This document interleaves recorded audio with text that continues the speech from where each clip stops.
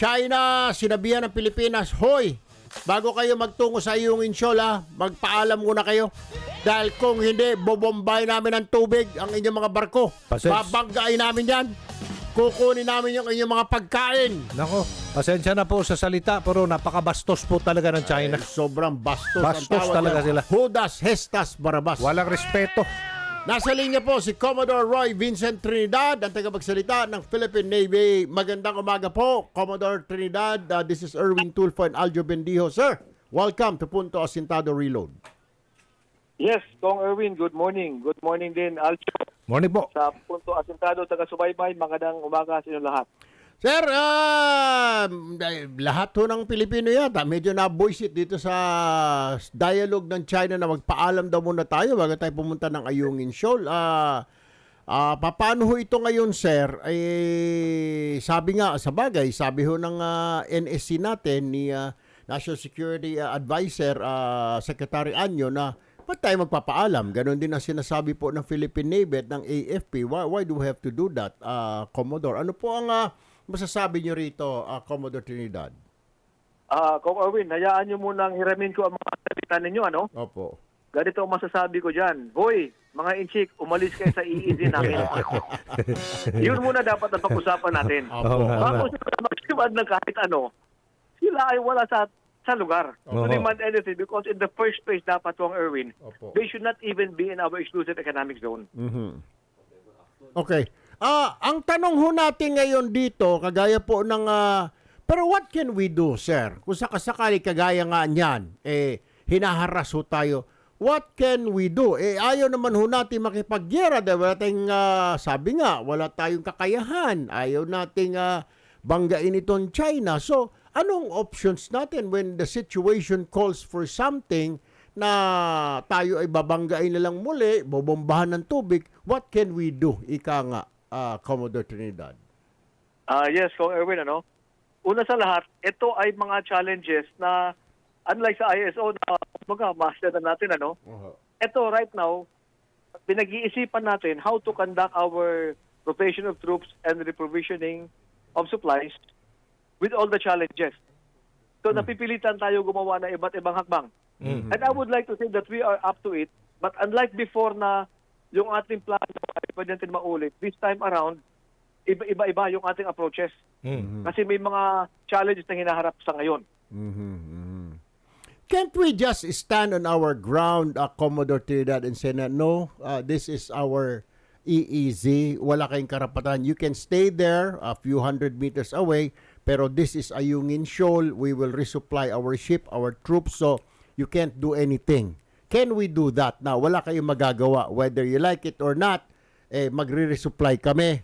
Pero ang tanong ho natin dyan, ano naman ho ang pang-counter natin when pag nag-react po yung mga buang na yan, mukhang may tama na rin ho sa ulo. Ika nga yung PCI, yung Chinese Coast Guard at saka People's Liberation Navy, Commodore. Yes, Kong Erwin, ano? Like last time, we gumamit tayo ng airdrop. Ayun. And then gumamit tayo ng yung Uniza May, and then gumagamit tayo ng mga fast boat at yung fast boat ng Coast Guard. So alam naman nga that we are conducting the rotation of troops and the reprovision of supplies. Opo. But ang kanilang action, number one, is still, I believe it is still geared towards preventing construction materials from coming in, which is a paranoia on their part. Sapagkat we will not construct anything on the reef, di naman tayo magre-reclaim doon. Okay. Oo, so yung lahat ng ginagawa ng actions na pagpapahirap, tayo naman ay gumagawa naman ng hakbang na hindi tayo maipit sa kanila at makandak natin ang rotation and reprovisioning. Opo. Sir, si Aljo Bendijo po ito. Commodore, ano po ang plano natin sa BRP Sierra Madre? Dapat na daw refurbish, ayusin ang barkong yan. Baka mamaya yan, lulubog na lang. Yan ang inaantay ng China eh. Commodore? Yes, Aljo, alam mo, yung Madre is a commissioned vessel of the Philippine Opo. Navy. Mandato natin na i-maintain yan, i-repair kung saka yung abot sa ating kakayanan. Unlike sabi ko nga, kung nasa shipyard yan, mas maganda ang repair natin. But right now, it's very challenging, but I believe we are still up to the job sapagkat nakatayo pa rin siya. At ang kaba naman ng kabila is construction and reclamation. Di naman tayo gagawa ng ganon. The outpost itself will remain. BRP Sierra Madre will remain. Okay. Okay, so Alright. Another point, Commodore Trinidad, everybody's watching on our side.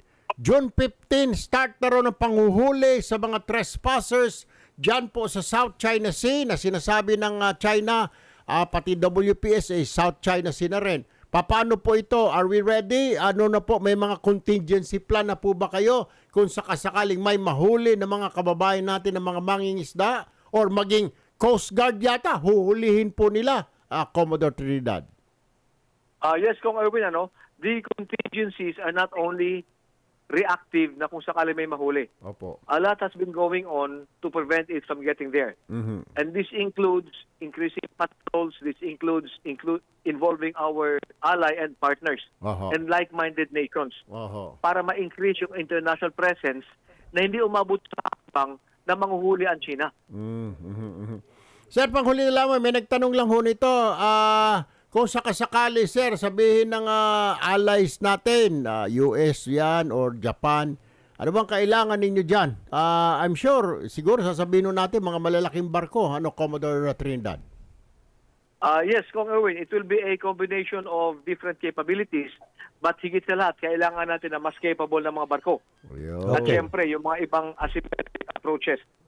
Commodore, may tanong ko lang, meron daw 30 Chinese maritime militia vessel dyan sa Rizal Reef, pati yung Vietnam daw. Nagkakaroon na ng dredging operation sa Kalayaan Island na sakop ng EEZ ng Pilipinas, taking advantage dito po sa ginagawang pangaras ng China sa Pilipinas. Yes, yung ating monitoring naman sa Rizal Reef, this also includes the other features. Every now and then, may namamataan naman tayo na mga maritime militia ng China, Coast Guard at PLA Navy. But this is still within the overall projection capability na kaya nilang gawin. Yung Vietnam naman, actually more features occupied and claimed than all other claimant countries. Nagkataon lamang na sila at sa tayo ay may friendly relations. Okay. Okay. So problema talaga China. Sakit China talaga. talaga ng ulo. China. Commodore Trinidad, panghuli na lamang po, meron pong ihahain na resolution sa House of Representatives urging the Department of Foreign Affairs, the Executive Department, to bring this problem to the United Nations General Assembly para makakuha ng suporta sa buong mundo para ikundinahin po itong ginagawa ng China. Are you amenable to this? Is the armed forces amenable to this, Commodore? Fortunately, Kong Erwin, amenable ako dyan. Sapagkat ang thrust naman ng ating Philippine Navy and the defense establishment is to show that this is not only a Philippine problem. Right. Ito ay problema ng ASEAN, ito ay problema ng international community. Tama. Kamakailan lamang nabigay ng statement ang Swedish Defense Chief that the problem in West Philippine Sea is a global problem. Yo. So magandang hakbang yan ng ating gobyerno. All right. Commodore Roy Vincent Trinidad, Philippine Navy spokesperson. Maraming salamat po, Commodore. At pakiregards lang po kami sa inyong mga tauhan dyan, lalo na yung mga naka-assign po dyan sa West Philippine Sea. Ang aming pong panalangin sa buong sandatahang lakas, sir. Maraming salamat Kong Erwin and Aljo. Makakarating po ang mga sinabi ninyo at ang mga taga-subaybay ng Punto Asintado. Keep tuning in. Maraming salamat po. Thank you po. Samantala, Bayaljo, nasa linya na si Attorney J. Batong Bakal ng UP Institute for Maritime Affairs and Law of the Sea. Professor J, Attorney J, good morning po. This is Erwin Tulfo and Aljo Bendijo. We're live now sa PTV nationwide at saka sa Radyo Pilipinas. Good morning po. Hi, good morning po kay Erwin at Aljon. Morning. Lahat po nakikinig, good morning din po. Mukhang talagang ako ho, I agree with you. Nabasa ko po yung inyong statement. Kaya nga po ngayong Monday actually, dapat last week pa ho namin i-file ito sa Congress. Naghintay lang ho kami ng mga other signatories ng mga mambabatas para i-file isang resolution urging the Department of Foreign Affairs, the Executive Department, to bring to the United Nations General Assembly the situation we are facing at the West Philippine Sea versus China. So, yun ho yung resolution na ito. Pero nabasa ko nga ho po yung sinasabi ninyo na dapat dalhin na ito sa UNGA para malaman ng buong mundo itong ginagawa ng China sa atin, Attorney J. Opo. Tama po yun. Kasi nga, matagal na rin naman, kumbaga tayo nagpipigil, no? Po. So tama lang na lalo na't lumalala yung kanilang pambubuli sa atin, dapat idadalhin po natin yan siguro sa GA na, hindi lang dito sa ating region. Anong options po meron ang United Nations? If we bring it to their attention, sabihin natin, aproban yung resolution at sabihin, urging Foreign Affairs or the Office of the President, well, I'm sure it's the DFA who will go to the UN General Assembly. Ano pong options meron dito? Anong mga actions ang kailangan natin dito? Aside from condemnation from the entire world sa ginagawa po ng China sa atin, what else do you think should be done here by the United Nations, Attorney Jay? Well, siyempre po, pagdating sa United Nations, the best that we can hope for there is yung ma-discuss nga siya, no? At dumami yung makaalam ng mga nangyari dito. Opo. Matagal nga pong proseso yan kasi nga parang kampanya rin yan, ano? Matatagalan din siguro bago tayo makakuha ng talagang maramihang boto, pero yun talagang kailangan, no? Gaya ng ginawa ng Nicaragua laban sa US nung araw, it took them 20 years, pero in the end, nanalo na rin po sila dahil yung suporta ng UN ay pumanig na sa Nicaragua, no? Sa isang kaso nila. So ganun po, no? Pero hindi lang po kasi sa General Assembly naman yan, meron pang ibang avenues na available sa atin, lalo na depende ko ano yung i-complain natin kumbaga na ginagawa ng China, no? So for example, itong paninira nila ng mga bahura Yun. sa West Philippine Sea. Damages. Pwede, merong isa pa pong venue, yung tinatawag na Conference of Parties ng Convention on Biological Diversity. No? Annual meeting po yun. We can call China to account for yung mga ginagawa nila dyan na talaga sumisira ng mga bahura. No? Tapos yung kanilang patuloy na pangingisda sa ating EEZ, isa pa yun. No? Pwede rin dalhin natin yan. Yan po isa pang possible na additional case yan, no? Dahil alam naman natin meron ng ginagawang case build-up ang DOJ tungkol dun sa environmental destruction. Pero merong separate case din para dyan sa kanilang mga illegal fishing. No? So yan, marami po talaga tayong option kung tutuusin. Ang problema nito, Attorney Batong Bakal, Professor Jay, ay wala namang pinapakinggan itong China. Kagaya yung arbitral ruling, hindi naman lang sinusunod. Baliwala. They disrespected that and they said useless. So, ika nga, all these efforts, parang walang patutunguhan na Attorney Batong Bakal. Well, hindi naman po sa walang patutunguhan kasi ang ano diyan, kaya nga ang ginagawa natin to ay parang we are chipping away at China's reputation and credibility, no? And ibig sabihin nun, ang magiging epekto nito, lalo silang nahihirapan sa pakikitungo sa ibang bansa.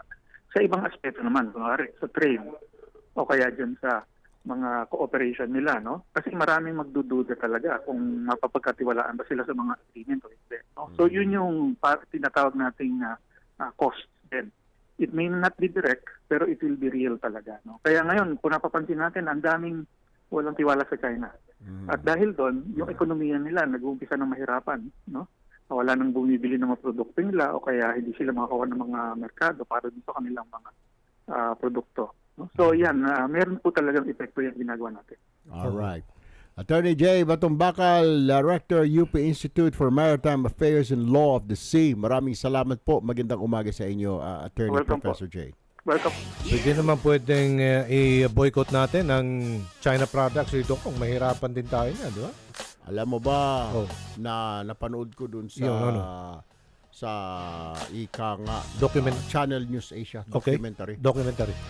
Anong sino? Sila na ang number 1 supplier ng electric vehicle. Uy, kailangan natin yan. Si tinalo na si Tesla dahil napakamahal. Oh, si Sila Elon meron silang Musk. BYD. Oh. Mura. Oy, marami na dito, ha? Sila na ang number 1 supplier sa Ng- buong daigdig ng- ng mga solar panel. Kailangan natin yan. Kasi sa US parang $3 ang isa. Oh. Sa kanila makukuha mo lang 25 cents. Ah. Sila na rin ang may-ari ng mga lithium battery ng mga e-bikes.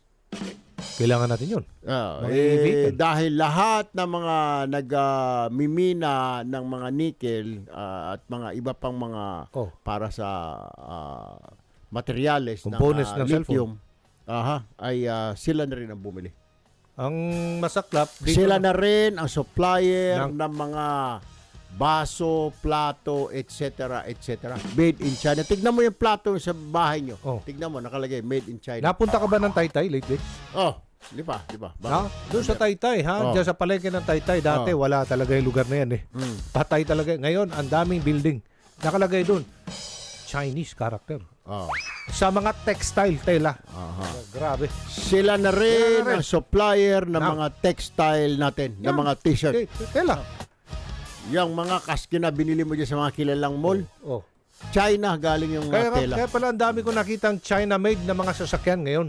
Sa Pilipinas. Sila na rin ang supplier ng mga fake na mga Nike, Adidas at mga kung ano-ano para sa bangkita. Oo. Yung tiga 5, 1,000.